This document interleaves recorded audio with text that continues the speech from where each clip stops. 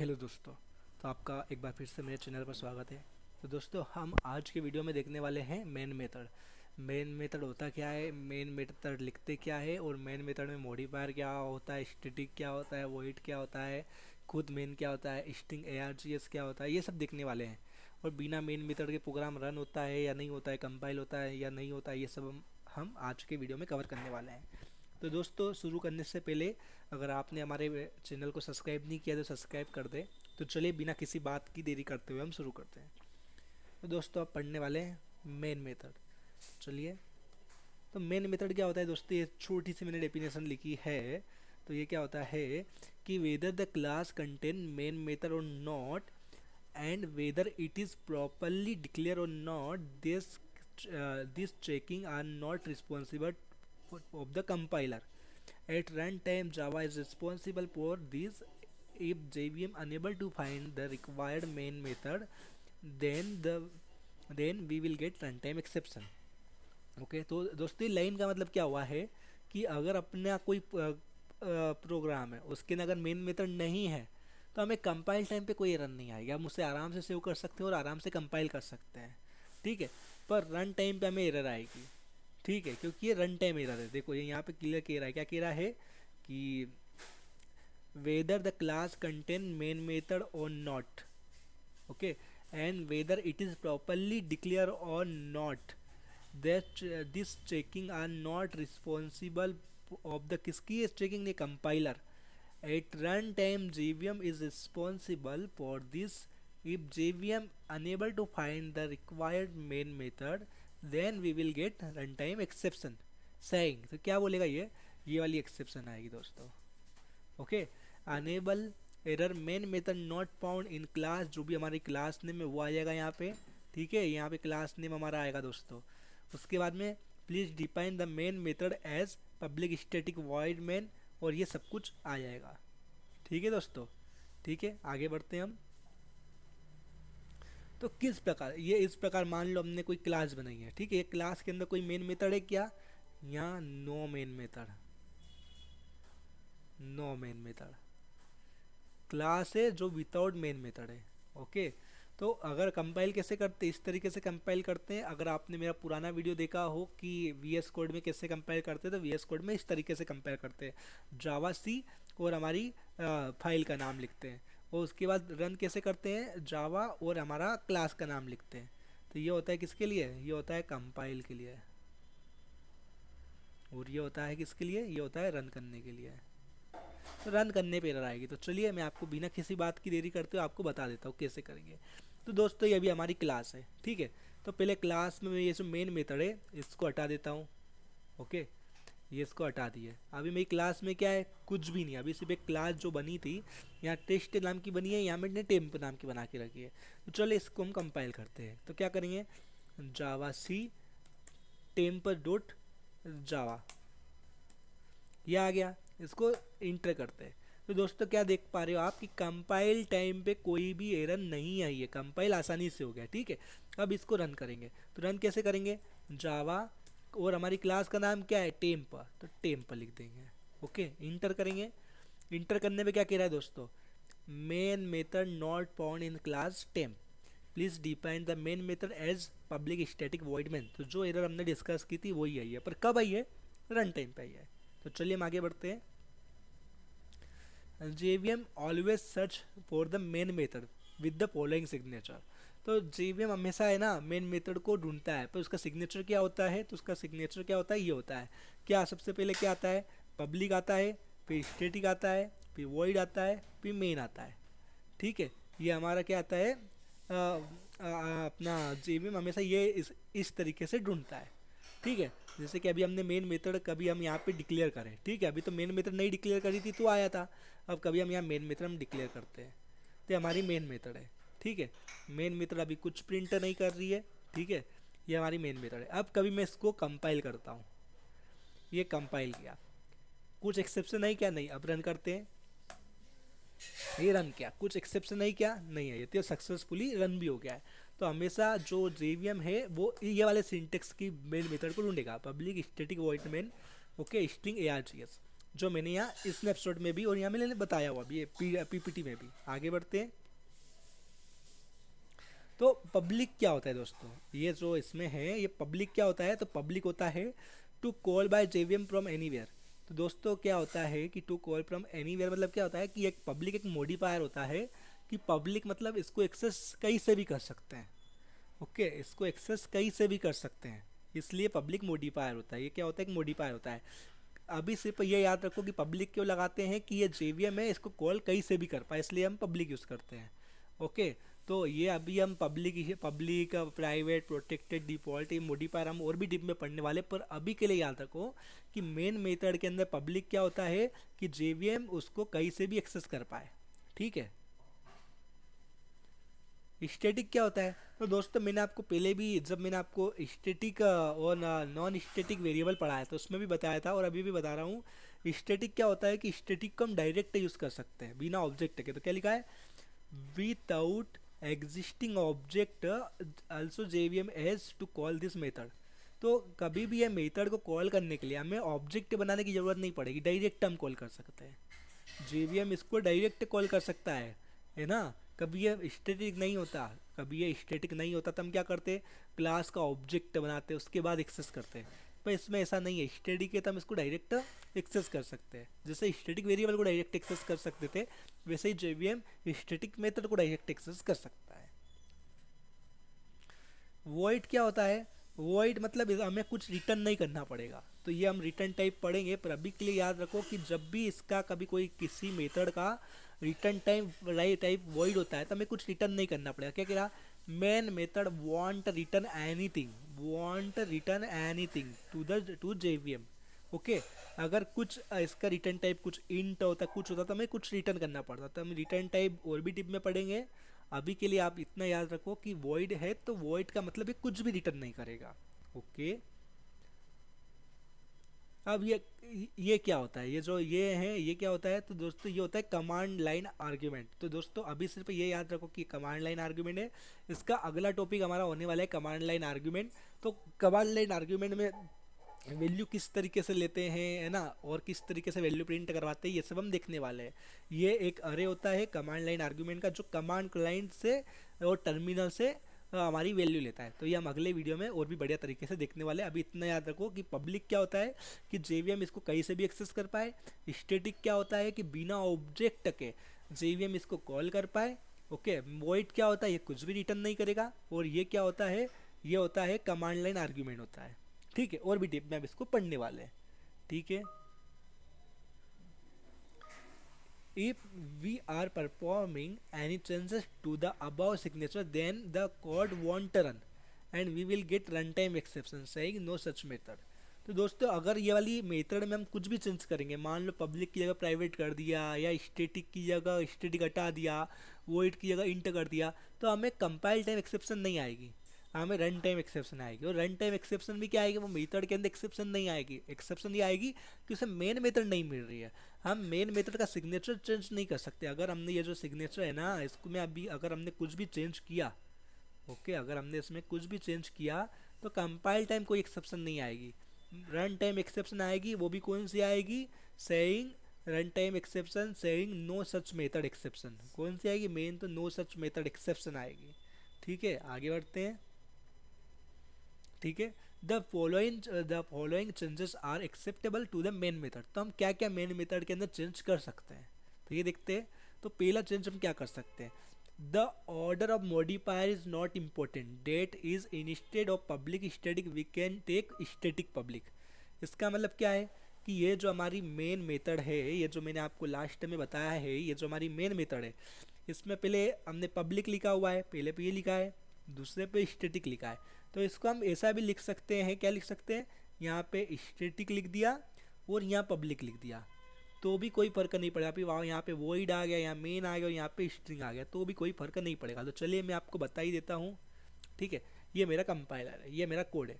तो यहाँ पे मैं क्या कह रहा हूँ कि पब्लिक स्टैटिक, अभी ये तो वैलिड है, तो मैंने आपको रन करके बता दिया था। ठीक है, तो अब क्या करते हैं, यहाँ पे मैं पब्लिक हटाता हूँ। ठीक है, और यहाँ पे मैं आपको पब्लिक लिख के बताता हूँ, पब्लिक। कोई एरर आ रही है क्या, नहीं। चलो इसको हम कंपाइल करते हैं। सक्सेसफुली कंपाइल हो गया, रन करके बताता हूँ। रन के लिए जावा ये रन किया, कुछ एरर आई क्या दोस्तों? नहीं आई है। तो इन दोनों में हम बदलाव कर सकते हैं। ठीक है, ये हमारा पहला पॉइंट हो गया जो हमने कंप्लीट कर लिया है। दूसरा क्या है? We can declare string in any acceptable form. तो दोस्तों ये जो है ना, स्ट्रिंग को हम क्या कर सकते हैं, जो हमारा कमांड लाइन आर्ग्यूमेंट था, जो मैंने आपको लास्ट ये इसमें बताया था, ये जो कमांड लाइन आर्ग्यूमेंट है, तो इसको आप स्ट्रिंग के साथ में भी लिख सकते हो, वेयर आर्गर के साथ में भी लिख सकते हो। जैसा लिखना वैसे क्या कर सकते, देखो ये जो पैरामीटर, ये जो है ना, ये ब्रैकेट, ये जो है ये वाला, तो ये जो डबल बॉक्स है इसको स्ट्रिंग के साथ में लिखा है, कभी आर्गर के साथ लिखा है, कभी इसके बाद लिखा है। तो आपका मन हो इसको वैसे लिख सकते हो। ओके, ये तीनों को वैसे लिख सकते हो। इसको भी हम टिक लगा देते हैं और चलिए हम चलते हैं कोडिंग की तरफ। देखो ये है ना, अभी तो यूँ है, इसके अभी क्या है, ये स्ट्रिंग के साथ में है, करेक्ट है, तो ये वैलिड है। अब एक काम करता है, इसको आर्ग के साथ लिखता हूँ। ओके, अब रन करते, कंपाइल किया, रन किया, वैलिड है। अब एक काम करते, ये जो अरे का चिन्ह है इसको हम आर्ग के पीछे लिखते हैं, पीछे लिख दिया। अब करते कंपाइल, कंपाइल हो गया, रन करते, ये भी वैलिड है। तो दोस्तों इस तरीके से ये तीन भी हम कर सकते हैं। थर्ड वाला पढ़ते हैं, instead of arg we can use any valid Java identifier. तो दोस्तों क्या है इसका मतलब, कि ये जो है ना, ये आर्ग हमारा एक आइडेंटिफायर है, ये है ना, ये आर्ग, ये आप देख रहे हो, ये आर्ग, ये क्या है हमारा एक आइडेंटिफायर है, आइडेंटिफायर है। तो आप क्या कर सकते हो, इसकी जगह पे कुछ भी यूज़ कर सकते हो, ABC कुछ भी। तो चलिए मैं आपको करके बताता हूँ। ये आर गए, इसकी जगह पे मैं क्या मोहित यूज़ कर लेता हूँ। ओके, ये मोहित, कंट्रोल एस से सेव कर दिया मैंने। अब रन करते हैं, कंपाइल किया, रन किया, वैलिड है। कुछ भी यूज़ कर सकते हैं। यहाँ पे मैं ना रामू कर देता हूँ, रामू डाल दिया, एक मिनट, रामू डाल देते हैं, फिर रामू डाल दिया। ठीक है, रामू डालने के बाद सेव किया, कंपाइल करता हूँ दोस्तों, कंपाइल हो गया और ये रन हो गया। कुछ भी एरर नहीं आएगी, बस यहाँ पे वैलिड आइडेंटिफायर होना चाहिए, वैलिड आइडेंटिफायर। अब मान लो मैंने रामू के आगे 1 लगा दिया, ये इनवैलिड आइडेंटिफायर है। तो अब देखो पहले कंपाइल टाइम पे एक्सेप्शन देने लग गया। क्या देने लग गया? Syntax error on token 1, delete this token. अब कभी मैं इसको कंपाइल करूँगा, देखो कंपाइल टाइम पे एरर देने लग गया। क्या देने लग गया? Identifier unexpected. तो आइडेंटिफायर को लिखने के कुछ रूल बताए थे, तो आपको पहले के वीडियो में आपको पता होना चाहिए। अगर नहीं पता है तो आप मेरे लास्ट के वीडियो देखो, मैंने आइडेंटिफायर के ऊपर ऑलरेडी वीडियो बना के रखे कि आइडेंटिफायर कैसे लिखते हैं। चलिए आगे बढ़ते हैं। ये हमारा थर्ड वाला पॉइंट भी हो गया। फोर्थ वाला, we can replace string with var arg parameter. तो इसका मतलब क्या है? तो दोस्तों इसका मतलब ये है कि ये जो हमारा है ना, ये जो हमने ब्रैकेट लिया था, इसकी जगह हम 3 बिंदु भी ले सकते हैं। मैंने आपको वेयर आर्ग टॉपिक पढ़ा दिया है, तो वेयर आर्ग कैसे लिखते हैं, यहाँ पे हम क्या कर सकते हैं, यहाँ पे स्ट्रिंग, यहाँ पे हम 3 बिंदु भी लगा सकते हैं और यहाँ पे लिख सकते हैं ARGS, तो भी कोई एरर नहीं आएगी। तो चलिए मैं आपको करके बताता हूँ ये भी। ठीक है, यहाँ पे क्या कर रहा हूँ, यहाँ पे 2 की जगह मैं सेप यहाँ क्या कर रहा हूँ, 3 बिंदु लगा दिए। तो ये 3 बिंदु कहाँ पे आती है? यहाँ नहीं आती है, यहाँ आती है। ये 3 बिंदु लगा दिए, तो ये क्या बन गया? वेयर आर्ग बन गया। कंट्रोल एस से सेव किया। अब इसको क्या करते हैं, इसको कंपाइल करते, कंपाइल करने में कोई प्रॉब्लम नहीं आई है, इसको रन करते, सक्सेसफुली रन हो गया।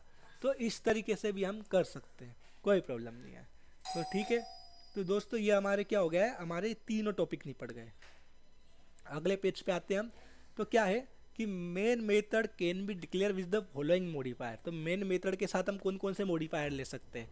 फाइनल ले सकते हैं, सिंक्रोनाइज्ड ले सकते हैं, स्ट्रिक्ट एपी ले सकते हैं। तो ये 3 मॉडिफायर हम मेन मेथड के साथ में यूज़ कर सकते हैं। ठीक है, तो यहाँ पे मैंने आपको यूज़ करके बताए हुए हैं। अभी इसमें मैंने क्या किया है, public static void main string ARGS। तो स्ट्रिंग ARGS के साथ में क्या किया हुआ है, यहाँ पे ब्रैकेट नहीं लगाया है। तो क्या करते हैं हम यहाँ पे, ये इनवैलिड क्यों हुए, इनवैलिड क्यों हुए? क्योंकि जब हम यहाँ पे हम कैसे लेते हैं, स्ट्रिंग कुछ इस तरीके से लेते हैं ARGS, इसलिए इनवैलिड है। तो देखो कभी मैं क्या है कि ये जो मेरा है, यहाँ से मैं अगर ये 3 बिंदु हटा दूँ, ठीक है, और उसके बाद में मैं अगर सेव कर दूँ, तो ये वैलिड बता रहा है, अभी वैलिड बता रहा है, कोई एरर नहीं देगा। देखो कंपाइल टाइम पे कोई एरर नहीं देगा, कंपाइल टाइम पे कोई एरर नहीं। रन टाइम पे क्या देगा, देखो मेन मेथड नॉट फाउंड, क्योंकि मेन मेथड का सिग्नेचर में क्या होता है, ये ब्रैकेट भी आना चाहिए, इसलिए इनवैलिड है।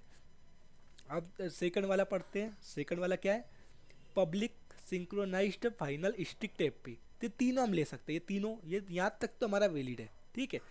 वॉइड मैन यहाँ का स्टैटिक का है, यहाँ पे स्टैटिक आना चाहिए, स्टैटिक नहीं है, इसलिए क्या है, जेवीएम इसको डायरेक्ट कॉल नहीं कर पाएगा, तो ये वैलिड नहीं है, ये भी इनवैलिड है। क्या है, स्टैटिक की कमी है, इसमें स्टैटिक नहीं है, ठीक है। तो चलिए हम क्या करते हैं, ये जो हमारी मेन मेथड है, ठीक है, ये अभी हमने जो मेन मेथड बना के रखी है ये वैलिड है। अभी पहले मैं इसको रन करके बताता हूँ।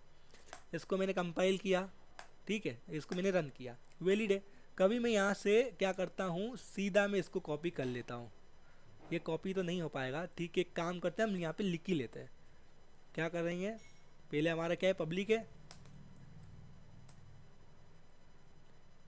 पब्लिक, फिर क्या है, synchronized, synchronized final strictfp. इसमें स्टैटिक है क्या, नहीं है, ठीक है।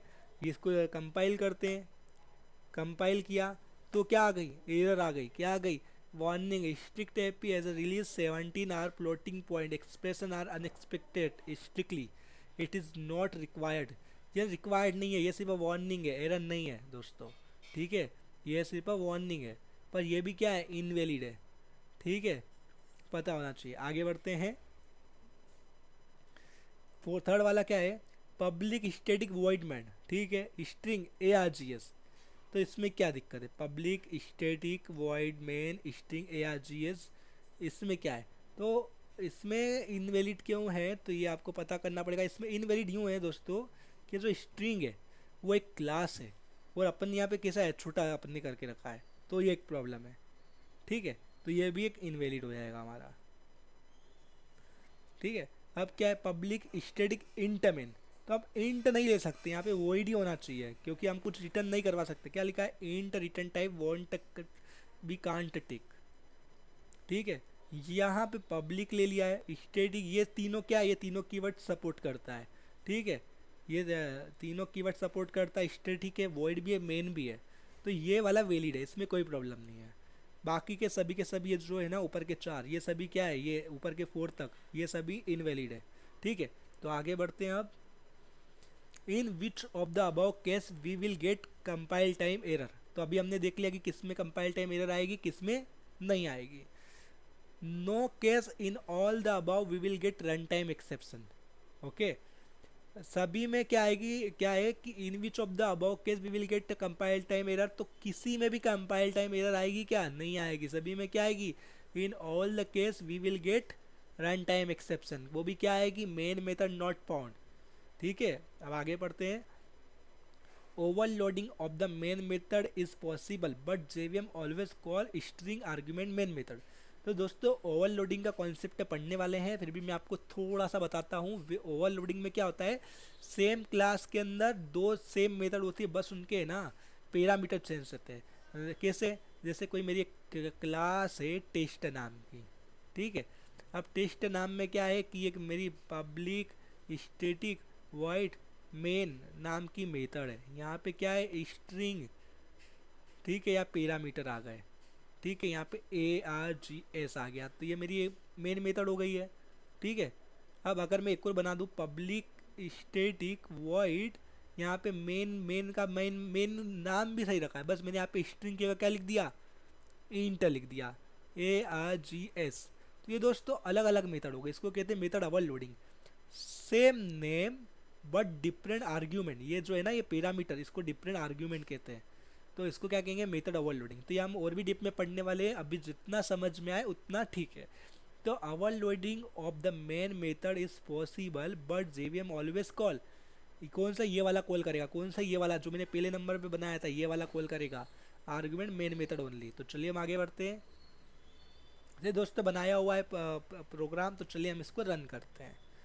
तो ये मैंने ऑलरेडी यहाँ पे बना के रखा है। तो इसमें क्या किया है दोस्तों, मैंने देखिए एक क्लास टेस्ट है, इसमें क्या है, पब्लिक स्टैटिक वॉइड मेन है, ठीक है। इसके पैरामीटर देखिए, ये बिल्कुल हमारी मेन मेथड है। मेन मेथड के अंदर हम क्या प्रिंट कर रहे हैं, system dot out dot print L N में कि हमारा मेन मेथड कौन सा, स्ट्रिंग स्ट्रिंग अरे मेन मेथड कॉल हो रहा है, ठीक है। और एक और मेथड बनाई है मैंने, पब्लिक स्टैटिक वॉइड मेन, ये दिख रही है मेन मेथड की तरह ही दिख रही है, पर ये मेन मेथड नहीं है। क्यों? क्योंकि इसके पैरामीटर की वैल्यू अलग है। ठीक है, इसकी पैरामीटर की वैल्यू क्या है? इंट अरे आर्ग्यूमेंट है, तो ये अलग है। इसमें क्या प्रिंट करवा रहे हैं हम? इंट अरे मेन मेथड। तो दोस्तों जब हम इसको रन करेंगे तो कंपाइलर है जो हमारा जेवीएम है ऑलवेज सबसे पहले किसको कॉल करता है? मेन मेथड को। तो सबसे पहले क्या प्रिंट करेगा? मेन मेथड का डेटा प्रिंट कर देगा। इसका डेटा प्रिंट क्यों नहीं करेगा? तो इसका डेटा प्रिंट इसलिए नहीं करेगा क्योंकि इसको मैनुअली कॉल करना पड़ेगा आपको। आप कॉल नहीं करोगे तो प्रिंट नहीं होगा। तो चलिए हम इसको आपको कंपाइल करके बताते क्या होगा। ठीक है, कंपाइल के लिए हम हमारा टर्मिनल ऊपर ले लेते हैं। यहाँ पे ये कौन सी में है? तो ये जावा। पहले हमको सी डी मेन मेथड में जाना पड़ेगा क्योंकि मेन मेथड वाले फोल्डर में है। मेन मेथड में गए, अब यहाँ पे जावा सी और यहाँ पे टेस्ट डॉट जावा नाम से इसको कंपाइल किया। अब जावा आफ्टर डेट टेस्ट हमारी क्लास का नाम लिखेंगे। ओके, क्लास का नाम क्या है? टेस्ट। टेस्ट का टी कैपिटल आएगा। रन करते हैं तो ये देखो यहाँ क्या प्रिंट हुआ? स्ट्रिंग अरे मेन मेथड। ये नहीं प्रिंट हुआ। इसको प्रिंट करवाना हो तो कैसे करवाएंगे? इसको मैनुअली कॉल करना पड़ेगा। मैनुअली कैसे कॉल करेंगे? इसके नीचे आप लिख सकते हो सीधे मेन इंट। तो अब क्या होगा? ये मैनुअली कॉल होगा। ये क्या होगा? मैनुअली कॉल होगा। ठीक है, तो अब इसको हम कंपाइल करते हैं। अब दोनों की वैल्यू प्रिंट होगी दोस्तों। अभी क्या कह रहा? मेन में नल। तो मेन में हम क्या कह रहे हैं? नल नहीं दे सकते। हम क्या करते हैं? वह कुछ भी हम 1 दे देते हैं। ठीक है, 1 दे दिया। अब हम करते हैं इसको कंपाइल करते हैं। क्या कह रहा है? No suitable method found for main int. Okay, ये कुछ प्रॉब्लम आ रही है यहाँ पे। तो यहाँ पे हम मेन मेथड कॉल नहीं कर पा रहे हैं। क्यों कॉल नहीं कर पा रहे? आपको दिखना पड़ेगा ये no suitable method for count में इंट। मेन पे गए। ठीक है, यहाँ पे हम एक अरे दे देते हैं। हाँ, यहाँ पे आपको अरे देना पड़ेगा। आप डायरेक्ट नंबर नहीं दे सकते। नंबर क्यों नहीं दे सकते? क्योंकि अपने ना वो वेयर आर का यूज़ नहीं किया है, एक अरे का यूज़ किया है। तो यहाँ पे आपको या तो एक अरे दे दो। कैसे? कौन सा एनोनिमस अरे अपन ने पढ़ा था? कैसे देते हैं? न्यू इंट करके अपन ने पढ़ा था ना, न्यू इंट। और यहाँ पे आप ब्रैकेट में ऐसा कुछ देते हो ना, 1, 2। कैसे देते हैं?